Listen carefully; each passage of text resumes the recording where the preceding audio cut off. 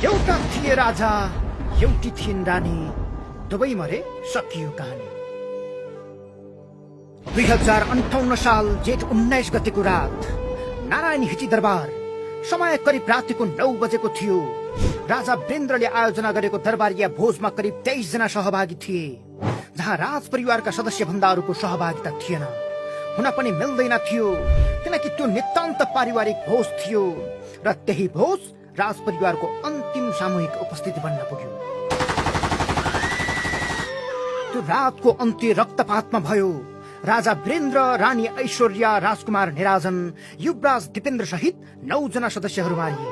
कसैको निधारमा गोली लाग्यो, कसैको छातीमा, कसैको अनुहार चिन्नै नसकिने गरी चिरियो।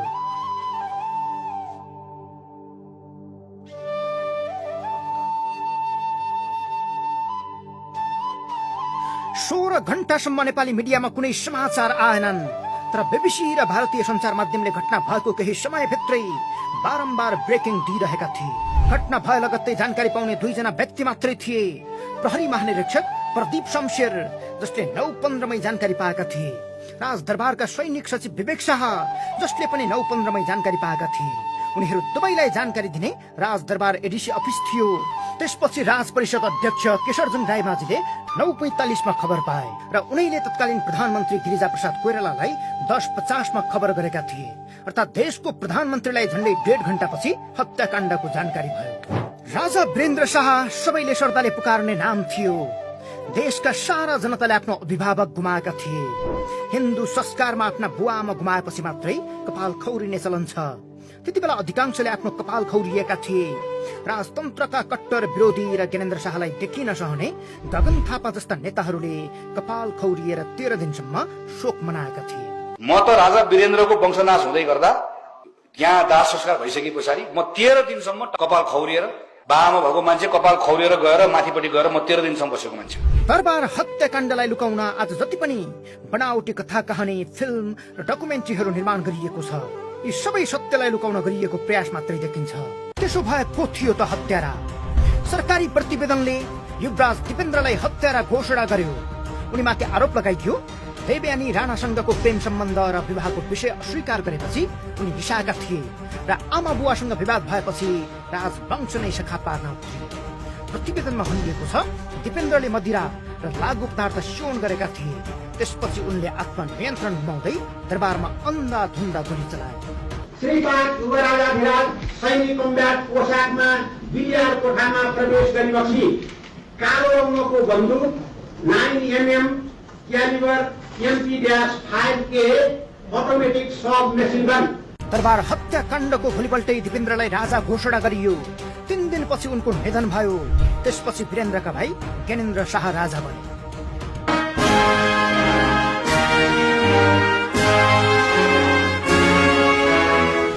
नयाँ राजा ज्ञानेन्द्र शाहले गठन गरेको समितिमा प्रधान न्यायाधीश केशव प्रसाद उपाध्याय र सभामुख तारानाथ राणाभाट थिए। विपक्षी नेता माधव कुमार नेपालले समितिमा बस्न अस्वीकार गरे। त्यही समितिले दीपेन्द्रलाई दोषी ठहर्याएर नशामा 3 प्रकारका स्वचालित हतियार प्रयोग गरी हत्याकाण्ड मचाएको आरोप लगाएको थियो। तर यो समितिको प्रतिवेदनमै प्रश्न उठ्यो। वैज्ञानिक तथ्यले दीपेन्द्र हत्यारा हुन् भन्ने पुष्टि गर्न सकेन, जनताले पनि विश्वास गर्न सकेनन्। साक्षीहरूले अस्पष्ट बयान दिए, प्रत्यक्षदर्शीहरूको बयान सार्वजनिक गरिएन, प्रतिवेदन कहिल्यै पूर्ण रूपले सार्वजनिक गरिएन। सुरक्षाकर्मीहरूको भूमिका अस्पष्ट छ, सीसीटीभी फुटेजहरू हराए। तत्कालीन सेनाले प्रेस र अनुसन्धानकर्तालाई नियन्त्रणमा राख्यो। बरु छानबिन समितिलाई 3 दिनको समय दिइयो, जुन जटिल अनुसन्धानका लागि कसरी पर्याप्त हुन्छ। कुनै पनि शवको पोस्टमार्टम गरिएन। प्रमाण नष्टको काम किन गरियो? घटनास्थलको फोरेन्सिक विश्लेषण किन गरिएन र घटनास्थल तुरुन्तै सफा किन गरियो? दीपेन्द्रको दाहिने हातमा गोली लागेको थियो, तर उनी देब्रे हातले चल्थे। स्वचालित हतियारबाट आत्महत्या सम्भव नभएको विज्ञहरूको दावी छ। उनको रगतमा लागु पदार्थको मात्रा न्यून थियो, जसले नशाको दावीलाई खण्डन गर्छ। तर दीपेन्द्रलाई दोषी बनाएर अन्य सम्भावित योजनाकारहरूको भूमिका लुकाइएको हुन सक्छ भन्ने तथ्यमा बल पुर्याउँछ। ज्ञानेन्द्र शाहको भूमिकामाथि प्रश्न। वीरेन्द्रको वंश नै नाश हुँदा ज्ञानेन्द्रको परिवारका किन कोहीलाई केही भएन? मानौ ज्ञानेन्द्र पोखरामा थिए र पारस, हिमानी र रानी कुमल दरबारमै थिए। ज्ञानेन्द्र शाहले दरबार हत्याकाण्डको भोलिपल्ट किन स्वचालित बन्दुक पट्किएर राजा रानीको मृत्यु भयो भन्ने वक्तव्य सार्वजनिक गरे। मानव स्वचालित रूपमै बन्दुक पट्किएको हो भने पनि 9-10 जनालाई एकैपटक कसरी खतम पार्न सक्छ? यस्तो पत्याउनै मुस्किल पर्ने वक्तव्य जारी गर्ने साहस ज्ञानेन्द्रलाई कहाँबाट मिल्यो?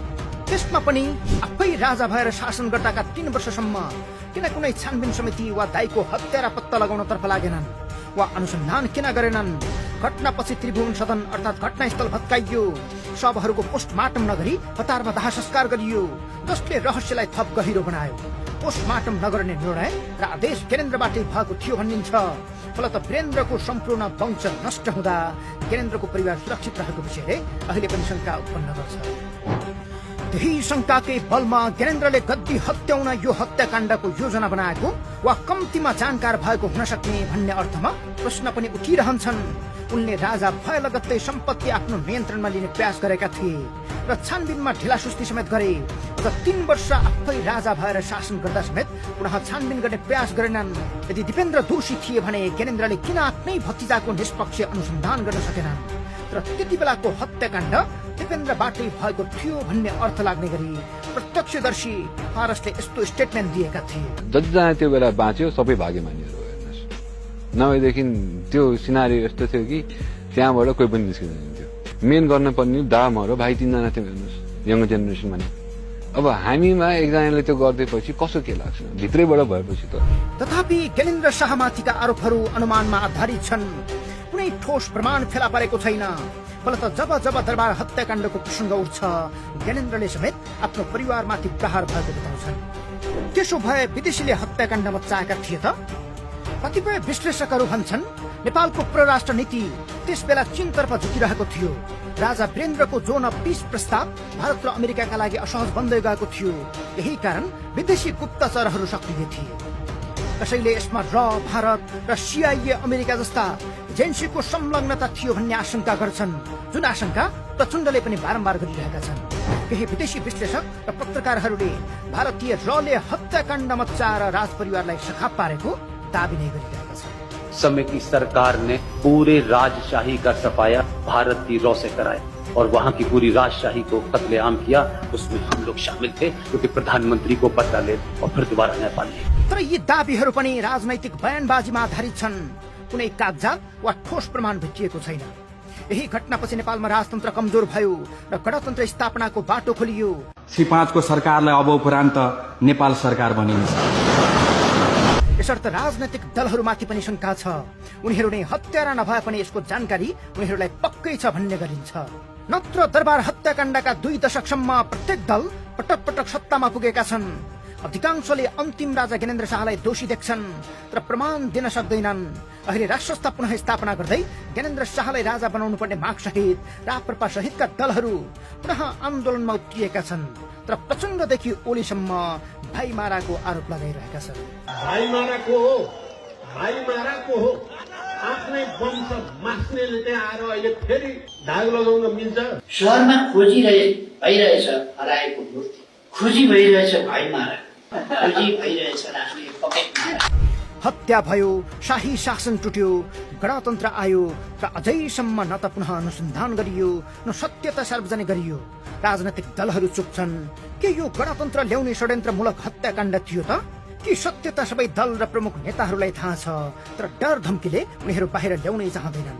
नत्र राज्य शक्ति नै लागेपछि यति ठूलो हत्याकाण्डको सत्यता पक्कै बाहिर आउनु पर्ने हो। हत्याकाण्डको समयमा दरबारको सुरक्षा व्यवस्था कमजोर थियो भनिन्छ। सुरक्षा कर्मीहरूले गोली चलेको समयमा तत्काल कारबाही नगरेको र साक्षीहरूले स्पष्ट बयान नदिएकाले केही कर्मचारीहरूले योजनाकारलाई सहयोग गरेको हुन सक्ने अनुमान पनि छ। त्यहाँ भित्रको चाहिँ जे काम कारबाहीहरू हुन्छ मलाई थाहा हुन्छ। दरबारभित्र के भइरहेछ मलाई थाहा हुन्छ। तर के म त्यहाँ दरबारभित्र बसेको छु। मैले मेरो सेना दरबारबाट आदेश आउँछ, तिम्रो 2 बटालियन पठाऊ भनेर भन्छ, म 2 बटालियन पठाइदिन्छु। त्यो 2 बटालियन भित्र गएपछि मेरो हात साफ। फलतः जनताका प्रश्नहरू 24 वर्षपछि पनि अनुत्तरित छन्। आम नेपालीको मनमा उही पीडा, उही प्रश्नहरू छन्। तर आज पनि सत्य मृतकहरूको चिहानमै पुरिएको छ। 24 वर्षपछि सोमबार मात्रै राजपरिवारको स्मृतिमा दीप प्रज्वलनको आयोजना गरिएको थियो। पूर्व युवराज्ञी हिमानी शाह र छोरा हृदयेन्द्र सहभागी भएका थिए। राष्ट्रस्थ समर्थकले जय जयकार गरिरहेका थिए।